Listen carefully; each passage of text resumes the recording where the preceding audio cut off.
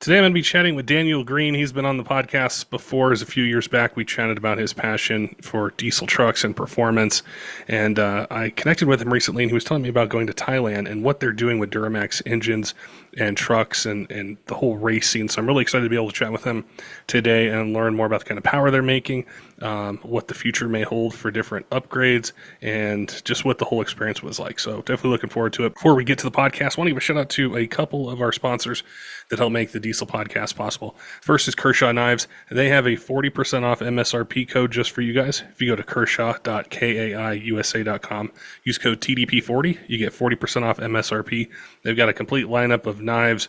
You have different choices for opening mechanism, blade steel, blade shape, different handle designs, and their whole lineup's designed to meet any budget. So if you're in the market, definitely make sure head on over to their website and use code TDP40 for 40% off MSRP. I also want to give a shout out to DMAX Store. I've had a few podcasts with the guys there. Always have a great time chatting with them, learning about Duramax engines, upgrades, maintenance, things like that. So if you have a Duramax, whether it's an LB7 all the way up to L5P, anything in between, make sure and go to dmaxstore.com. And if you have any questions, give them a call at 877 for my DMAX. They love talking about Duramax trucks and want to make sure that whether you're doing a build or just maintenance, you're able to get the parts, quality parts that you want to be able to make your truck last and perform as you want it to. All right, let's get to today's podcast with Daniel talking about Duramax performance overseas. Daniel, welcome back to the Diesel Podcast. We were just chatting a little bit a few moments ago about the last episode we did, which I think was a couple years ago, and it was really cool to hear about your kind of journey and story into immersing yourself in diesel performance and the diesel world. And I appreciate you sending me a message maybe a week or two ago, and you're like, hey, I just went on this really cool trip to Thailand. They're doing some amazing things with diesel. We got to chat about it. So looking forward to chatting with you and learning about it. Of course, man. Of course. Welcome. Thank you for having me back on the show. Tell me a bit, how did you get interested, or how did you plan the trip? And then I think we can jump into the diesel side, because I don't know anything about diesel performance really overseas, but especially in Thailand. I know that it's kind of big there. I've heard or seen trucks over the years that are really fast, but I don't know anything. So I'm just going to be kind of a sponge absorbing a bunch of information about what they do over there with diesel engines. Yeah, of course. Well, diesel performance in Thailand has kind of ripped across the internet over the last, I would say, 3 or 4 years. It's become a popular trending thing over here in the States. So I wanted to go over there and experience it firsthand, I guess. So I got to, friend requesting some guys over there, some shops over there in Thailand, and chatting with them, creating a network of friends over in Thailand. And then I had the opportunity to put together a 4JJ1 engine here in the States for Parker Mitchell.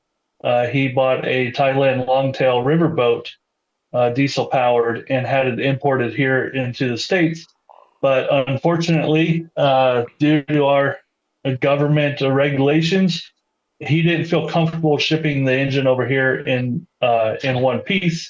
So he shipped it over here in 20 boxes, and Jeremy Wagler and myself assembled it, and he's out ripping in the oceans of Florida with that boat now. But that's kind of what really encouraged me to take a step over take a step over the ocean and immerse myself into the diesel culture of Thailand. So, yeah, What's it that's like how I got started.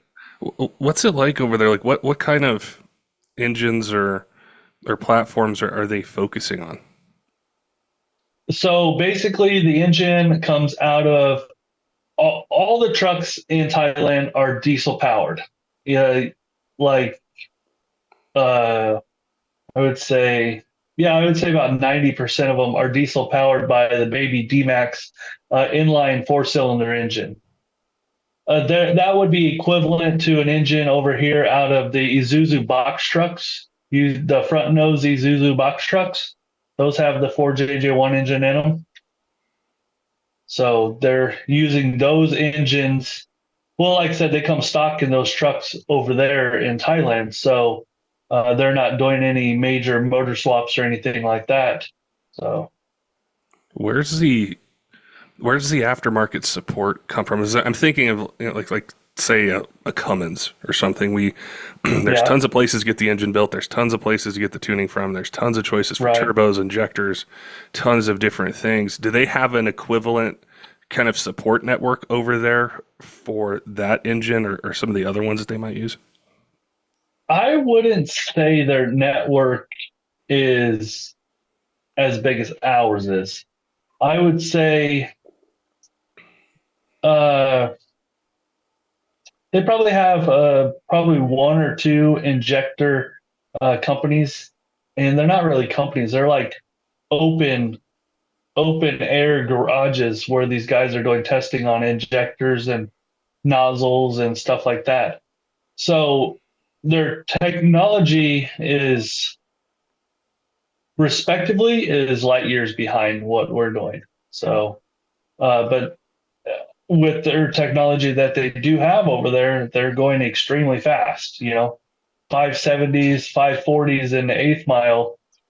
It ain't no slouch. Is the crowd and the culture around it the way we would picture, some big event here in the States? Like, is the community really involved and really excited, like at a racetrack and stuff, and seeing these vehicles race? The motorsports community over there is, I would say, equivalent to like 2005, 2007 over here, where the stands are packed. People are excited. People are like, it's crazy, man. Like, and there's no hostility. There's no bickering. There's just a whole bunch of everybody supports everybody. Uh, Everybody wants everybody to win. It's amazing culture over there. When it comes to motorsports and the culture, it's just top top notch. What was I felt it. I felt extremely welcome. Sorry to cut you off. I felt extremely welcomed over there. When I landed, it was first class service. I don't know if it was because I was a foreigner or what it was, but like I said, man, it was first class service from the time that I landed until the time that I departed. that's what I was going to ask you. Is what is it like? You have this shared interest of diesel performance, diesel engines, but you're Mm-hmm. on the other side of the globe. Like me, I would be kind of nervous. I'd be like, I've never been here. I don't know what to expect. What's it going to be like? Talk to me about that side of it. Like when you maybe not necessarily like first landed, but when you're connecting with these different shops and you just got there. I was a little bit nervous, but I built a rapport with the guys before I got there. I talked to them for a good 6 months before I got there. So they became, daily talking friends. We had conversations every day on what we could do, this, that, and the other. But obviously, landing in another country and English not being their first language, it was definitely nerve wracking. The first day I got there was like 9 p.m., so it wasn't, we didn't do a whole lot. But the second day, it was standing around in the shop, just observing what they do and, having slight conversation with them. But they're just like you and I. They're just like the United States motorsports diesel community. Uh, they're just in a different, on the other side, literally on the other side of the globe, and speak a different language. But one thing is motorsports language and culture is, I've come to a conclusion, it's universal no matter where you are in the world, which is awesome. And turbos sound the same over there too. So yeah, I saw some pictures you had posted. I think it was on Facebook of being at the track and just how it was. Describe like watching the races over there, because I'm wanting to. I'm wanting to almost put myself like I was there to try to experience it. And I'm thinking when I would go to Shy Diesel Extravaganza or some other event that I maybe Yeah. went to in the past, it looked very different. It looked like you were able to get closer. It looked like the crowd was closer. It looked like you could almost like reach out and touch the vehicles and just be more connected to what's happening there. Yeah, most definitely. We went to Bangkok Drag Avenue, which is one of the more known drag strips in the Thailand culture. And showing up there, it was rolling through the gate. I felt like I was at Yellow Belly down in Dallas, Texas. It was really like backwoods, no prep feel. Uh, and then all the people started showing up, and I was like, okay, this is gonna be good. Uh, the What's cool about that arena is the spectators are above you. They're like 10 feet above you. So they're looking down on the vehicle. They're looking over you. Uh, and when you walk in onto the starting line and you have 1,500, 2,000 people cheering for you because they're happy that you're there. They know that we're making milestones in the world with motorsports now. It is a surreal feeling. You could definitely get as close as you want. Safety over there is not their highest priority. So, however close you want to get to the track, you can. It was kind of cool to see photographers on the starting line, or actually not on the starting line, but actually like over by the tree. So I would say probably 40 feet off the starting line in front of the vehicle, taking pictures. They're Wow. sitting on the ground just taking pictures in front of the tree. I was like, "Huh, okay, well, you know, that's where you feel safe." But like I've mentioned on Facebook, is I feel the United States motorsports community has really, yes, safety is important, but I feel sometimes, uh, how do I want to say it? Like an event happens, an accident happens over here in the United States, and we automatically make rule changes for it to quote unquote never happen again. Those people over in Thailand, man, they're learning through experience, and they don't muffle the sport because of one incident or one unexperienced person, I should say. So I like that. I like that about Thailand, and that goes to driving on the streets too. They driving on the streets is pretty wild over there. There's I seen literally one police officer in 11 days. It's just you know people learn through experience over there. So What would you yeah. say? What would you say are maybe a few surprises or the things that you didn't expect, to see or learn or something like that that happened on the trip? Uh, I I didn't expect I didn't expect to get the warm welcoming that I got. I didn't expect that. The internet basically exploded when they seen me over there drag racing. So that was pretty cool. I also didn't expect the food. I'm kind of a picky eater, and so I've never had Thai food before.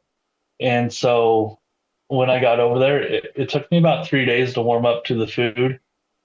And like I said, the driving on the streets was pretty wild. Motorcycles everywhere, cars swerving in and out, no speed limit. It was Yeah, it was pretty fun. Were there any, like, say, conversations you had with the shops or maybe enthusiasts that are there that wanted to know more about like Cummins or Duramax or Powerstroke or what things are like in the U.S. So that flow of ideas you were able to learn a lot about what they're doing. Were they curious, Right. like, hey, what are these guys doing with these 7,000 pound trucks, and what about this triple turbo setup, and kind of the things that we do over here?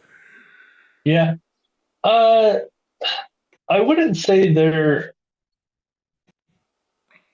not a huge interest because the American Motorsports hasn't reached over there yet on a high caliber.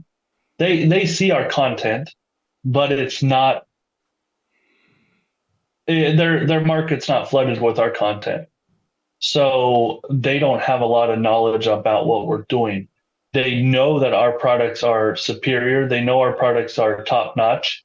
And you know, I'll just let the world know now is we're working with a few companies here in the United States to better their programs over there. So we've brought product back from Thailand and we have it in research and development, and we're going to start making some real nasty horsepower over there. So it's exciting. I bet it's But really. to answer your question, they don't. Again, their social media, their internet is not flooded with our content, so they're kind of like away from it, I guess. Yeah. Yeah, I bet it's really tough to identify with it as well, because what is the access to the vehicles? Like, how hard would it be to get a 2024 Cummins or Powerstroke or Duramax or a 2005 Cummins over there, and then you think of where you're going to have to get parts from, and it Right. seems like it's so spread out. It would be hard to, I think, heavily invest into something like that over there when the trucks just aren't there and the supply networks across the Pacific. Right. Yeah, and their platform right now is the Baby Max, the Baby D-Max, the inline four cylinder. And what's crazy is we just in just recent years got that engine platform over here in the States. So that's going to be kind of cool to cross reference parts on because now those engines are in the newer Chevy trucks. There's a big difference. Our new Chevy trucks are 5, 6,000, 7,000 pounds with that little engine. Their trucks are, 3,000 pounds with that engine. So, I bet with talking about that Duramax engine, I think one of the huge things is going to be, here in the U.S., you buy this truck, it comes with that engine. The support from companies is going to be emissions on stuff, right? But right. over there, that's not going to exist. And the first question I would have is, what kind of power are they making out of these engines over there? 55 millimeter turbo on an inline four cylinder, we're making 825 horsepower. Wow. And that's based off track times and weight. So proven horsepower. not Now, not just your dyno spiked horsepower. That's proven track time horsepower. how do they hold up to that kind of power level?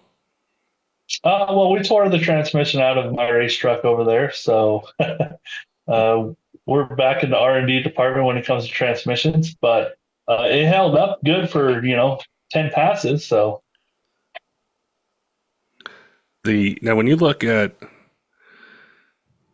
the kind of that experience and being over there, seeing it, and then coming back to the U.S., are there some things you wish over here were different with the sport or the hobby itself, or things that we could learn from what people are doing in other countries, whether it's about the environment, at the track, whether it's about the camaraderie, any of those things? Do you wish we would learn and apply that over here to motorsports? I wish a lot that I experienced over in Thailand would, you know, travel halfway across the globe. And one is, to help each other, the diesel community here in the States is very tight knit, but it's also very clicky, if I would say, you got to be in the click. And if you're not, then there's not a lot of support for you. And that's unfortunate. I would like to see, those clicks go away and people to come together and start working, closer together and bringing the diesel community back as a one, racing community back as a one would be nice. So yeah, there Do, wasn't a lot of whole lot of click action going on over there. Common question we get from you guys a lot is, hey, I need a diesel engine. I either, I can't wait this long to get one, or normal place I get stuff from it just takes too long, or they don't have the parts in it that I need. Maybe my truck's not stock, or I tow heavy with it. I don't want to go back with just a stock engine. DFC Diesel is a sponsor of the podcast. We worked with them, hand in hand on doing episodes, answering technical questions. They have a complete lineup of Cummins, Duramax, and Power Stroke remanufactured engines that are set to a standard of ISO 9001 2015 standards, which is a huge deal in the aftermarket. And there's certain levels of quality testing, validation that are required for that. So when you get one of those engines, the type of quality that's built behind it with an industry-leading warranty that's really comprehensive. And the other thing with that is sometimes the options that are out there, it's a basic OEM engine. You want a little bit more. You don't want to have the same failure again. So there's a bunch of different series of engines that they have, from core, street, tow haul, and also the Speed of Air series, which we've covered on the podcast before. There's a lot of really cool benefits to it. And if you have questions about that, reach out to them. If you don't know the type of engine that you're looking for, if you go to dfcdiesel.com, there's a ton of info there. You can send an email or you can reach out to them. Also, they're working with Speed of Air pistons, which it's the only piston that pays for itself. And there's a lot of really cool technology behind it. So you can add that into your build and be able to get better fuel economy, increase power, increase torque, and better engine life out of it. Some of the most common engine applications or series of engines that they have with that lead time, a lot of them are in stock or they have really short lead times. So you can check your favorite retailer or go to dfcdiesel.com, check them out, see what's in stock, see what you can get. If you have questions, maybe you want to do something that's outside of the normal series of engines, they have tons of choices for rods, cranks, pistons, valve train upgrades, tons of different things. So if you're in the market, definitely make sure and head on over and check them out. Now, with what you just mentioned there in the U.S., do you think it's with companies or do you think it's with racers and enthusiasts where those groups form? Yeah, it has to do with racers and enthusiasts in the pits. Definitely. The U.S. companies, I work with them all. I talk with them all. There's not a whole lot of isolation when it comes to companies, and I like that about the U.S. market. But if you're in the pits at Shides, there's definitely clicks, and I feel if we got away from all that and had some fun bantering on the internet, it would be a lot more profitable for the racing industry. So, yeah, Why do you think it's like that? ego. Everybody wants to be the first. Everybody wants to be the fastest. And when you put all that together behind testosterone and wanting to be the best, you're going to create division. And I think that's what's happened, and it's unfortunate, and it's not helping the industry, very much, as bringing in new people because they can't get into the clicks if they're not welcome. Do you think that's the biggest challenge on the motorsport side is bringing in new people, getting new people to want to invest the money and the time and the effort into building this truck, which may not be a daily driver, might be a second vehicle or a third vehicle, Right. and doing it? Is that the challenge? Yeah, I feel it is. It's not hard to make a 590 or 670 truck and go and race with ODSS, but if you just show up, it's not the most welcoming. It was. Let me rephrase that. It was when I came into the diesel industry 4 years ago, but I feel over the last 4 years it has drastically changed. The morale has definitely changed pits, and it's not nearly as welcoming for that guy to come in and just an outsider. You know, if you're there for a couple of years, you'll definitely find your spot. But for an outsider to come in, it's not. And I think a lot of it has to do with, I don't think a lot of it has to do with actual drag racing. I think a lot of it has to do with like truck shows and that crowd has definitely put a dampering on on diesel motorsports in general. So it's harder to get into the diesel racing, I guess. Yeah. That makes sense. Yeah. I think, from my perspective, I'm not at, all the events and traveling, and, I have lots of conversations and talk with lots of people and lots of companies, and I'm looking for trends and things that are going on, like conversations that interest people. But I don't see that side that much, but I'll hear either guests or sometimes companies, and it might not even be on the podcast. It's just we're chatting beforehand or afterhand, after the podcast or something. And they're talking about that challenge of how do we bring in new people and how do we make it inviting? And it's, from my perspective, it's so needed, because that's why that's how I got into this a long time ago. Most of my friends, it's how they got in. They went to a track, they saw their favorite brand of truck go fast down the track, and then they decided, I'm going to go buy one. I'm going to add this tuner. I'm going to add this intake, this whatever it might be, and then that snowballs into a transmission, and then you're doing turbo and injectors. Yeah. And then for some of us, it really hooks us, and we say, I don't want to go get a 9-to-5 job in corporate America. I want to be around this stuff. How do I do it? Right. And I'm not a spring chicken anymore, so I tend to think about like the younger people. How can you or I or any of the people we know inspire somebody to say, I'm going to take this degree that I have, I'm going to apply it. I have a degree in engineering. I want to go work for any one of the companies out there that designs something, or I want to race, or I'm going to start a company. I'm going to take this huge risk and take my life savings and get a shop and get tools and diagnostic stuff. And how do we do that? Honestly, and I may get some flack from this, but some of the bigger shops and some of the faster guys need to go and race in the gas world and bring in people from the gas world, the audience, and bring them over into the diesel industry. Because a lot of guys that show up to gas events, they own diesel trucks, but they don't know the potential of those diesel trucks until they actually see it. And ODSS is not trending upward. We know that, and that's been a fact for the last couple of years. So those fast gas guys need to start racing. Those fast diesel guys, faster diesel guys, 670, 590s.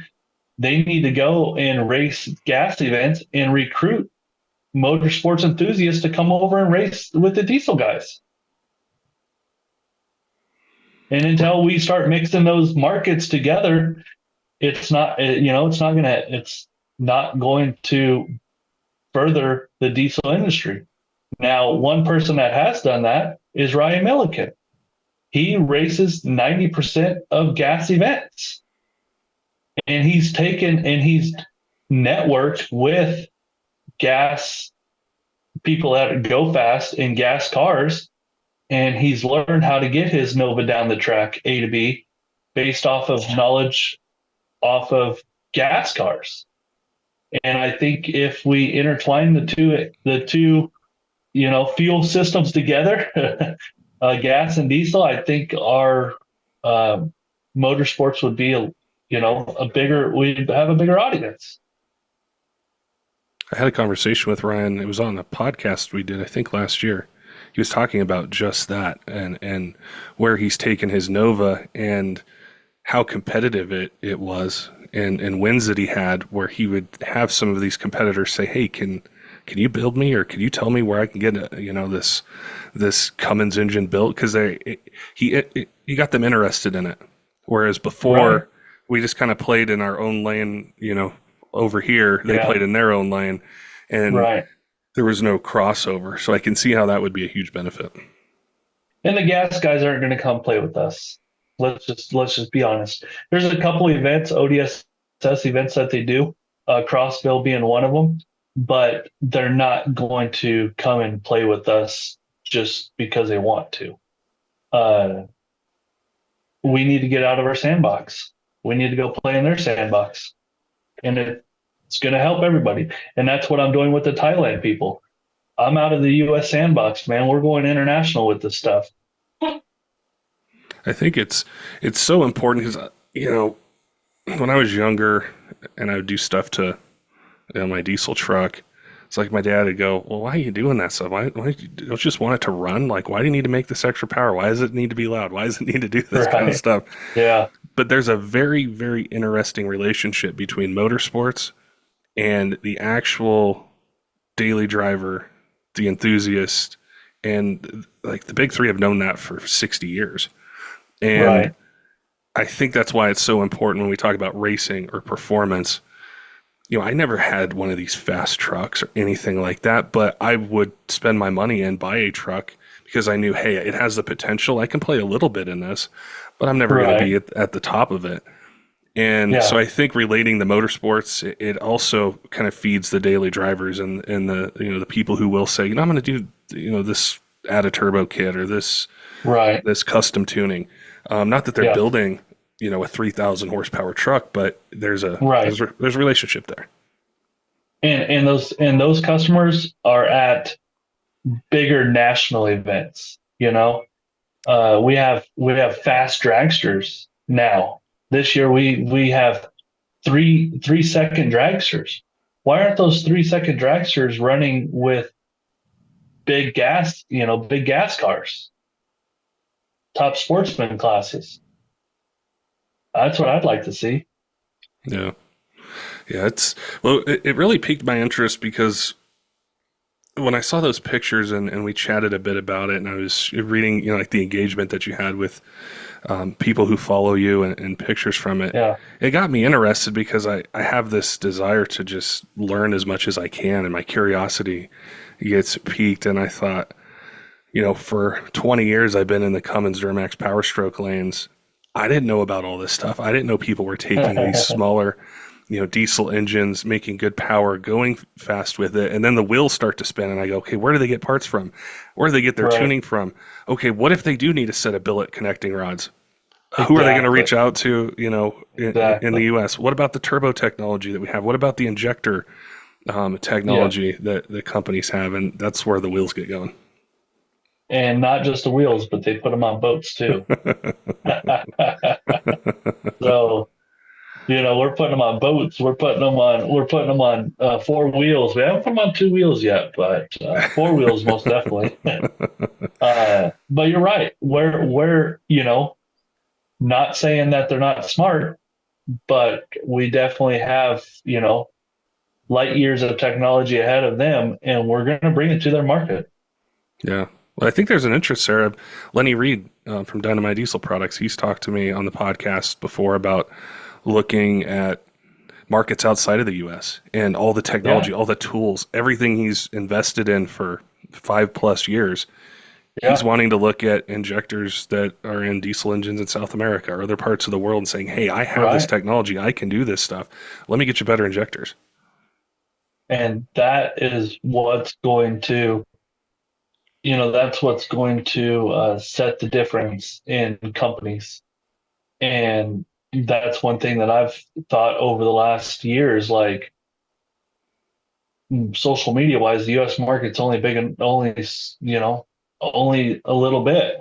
Let's go international. And so that's right. Let's take our parts, let's take our technology, let's take our R&D and let's go international with it. Wouldn't that be cool to have a worldwide company just because one person stepped outside the sandbox. Yeah. Yeah. Well, it's already in a smaller scale. It's already happened. I'm sure you remember, or, I've seen way back in the day, there'd be a company that just made one part for 1 year range of truck. And you've seen them expand now to do all three brands and do different year ranges and do Right. Yeah. different things like that. So it definitely makes sense to me. And I thought of another question to ask you is what other parts of the world or the international diesel community would you like to see? Like what other areas do they have this kind of growing racing culture that you would maybe plan a future trip to go check out or to network with them? Europe. Europe and diesels they're starting to dabble in diesel racing in Europe. So with Volkswagens mainly, the TDIs. So that would be definitely pretty cool. There was a listener, it might have been the first year the podcast started, maybe second year. I think he was in Norway and he had imported, I think, an LB7 Duramax. And Oh, that's cool. he went all out with it. It was built engine, compound turbos. It was really cool. And I've had a few other, conversations with people where they'll import a Cummins or, I think it tends to be mostly Cummins or the older Duramaxes, but yeah, they get them over there. They get the parts. They go have fun with them. And I always thought that was really cool because when I think of diesels in Europe, I think of more smaller like passenger cars and TDIs Right. and Mercedes and different ones like that. But to see them take these trucks we have here over there and go take them to a track, I thought, yeah, that's really cool. Australia too. Yeah, Australia is starting to really cross-reference in the U.S. market. yeah. There's a lot of Uh, that's a whole market by itself. I don't know a whole lot about it, but I know just from feedback from listeners or reading things, they'll yeah. get a 7.3 down there or something like that, and Yep. they make these really cool kind of overlanding, vehicles Yeah. that are just awesome. Yeah. Australia and Europe. Those are two next places I want to go. So, Well, they have to keep us updated. I'm sure I'll see it when you post up, but oh, yeah, for sure. I Sure. love this topic, and so I don't want to forget about it or anything like that. So as you do these trips or you see these things or anything like that, let me know because I definitely have my eye towards what's going on outside of the U.S. with diesel performance because what we just chatted about, that connection with our For R&D and sure. technology and everything being able to help them, and then what can we learn from what they're doing and apply it Exactly. here.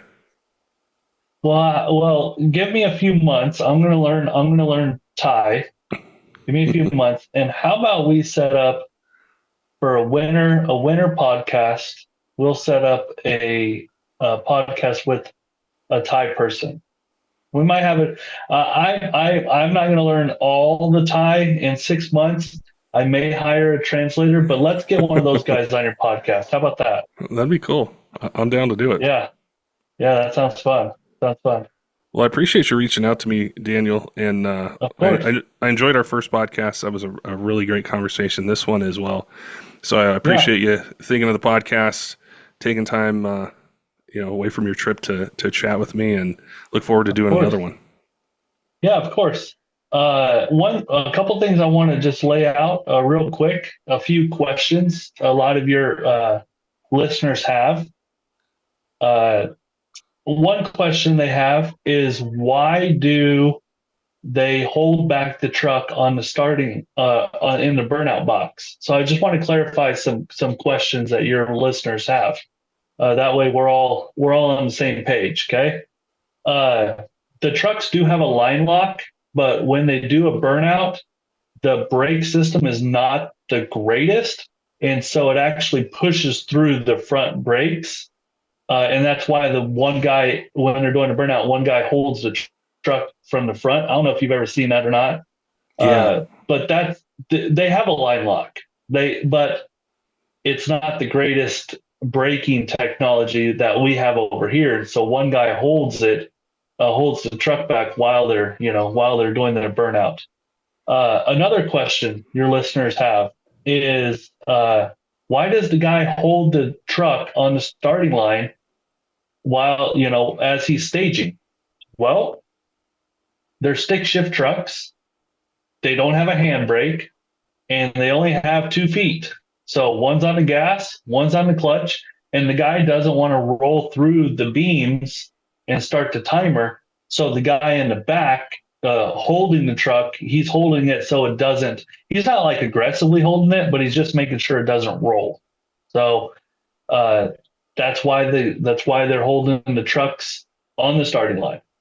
Another question a lot of people have is the track conditions in Thailand. The track conditions are like, whew, I would say pour your own prep, no prep racing. They have absolutely no adhesive on the track. So it's not a radial prep at all. So, and it's very marginal prep. As the night progressed, the track conditions got better, obviously. But in the beginning, pour your own prep, backside track prep style. So there wasn't a lot of prep there, and our truck's cut in a 126 60 foot, so not too bad on a no prep surface. Any other questions that I've had on the internet? No, mainly, when you see the videos come out and they're holding the truck and they're doing that stuff, let's not put them down. You know what I mean? Let's not call them ignorant or stupid or anything like that. They just have a different form of racing and a different procedure than we do in these states.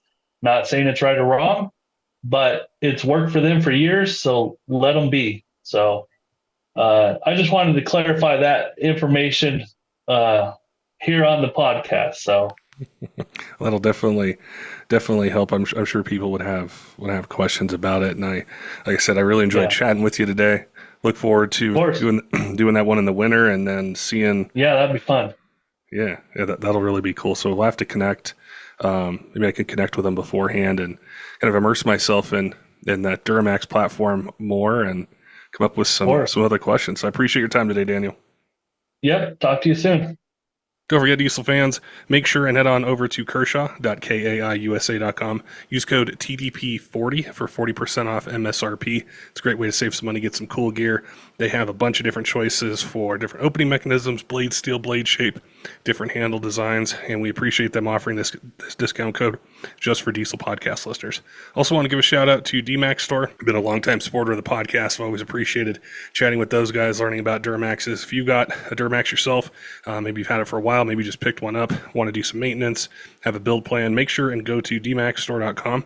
If you have any questions, give them a call at 877-4MY-DMAX. I love talking about trucks and want to make sure you get quality parts that you need to be able to make the truck run the way you want it to and last as long as it can. Also want to give a shout out to some of our Patreon supporters, Tyler Loewen at 23 Diesel, CUTTERUP Rob, Colby. We appreciate all of our other patrons, all of you who subscribe on YouTube, podcast apps, follow us on social media. It's year 8 of the Diesel podcast. It's been really exciting, and we look forward to bringing you guys more of the content, more of the topics that you guys want to hear in 2024. Till next time, keep the shiny side up.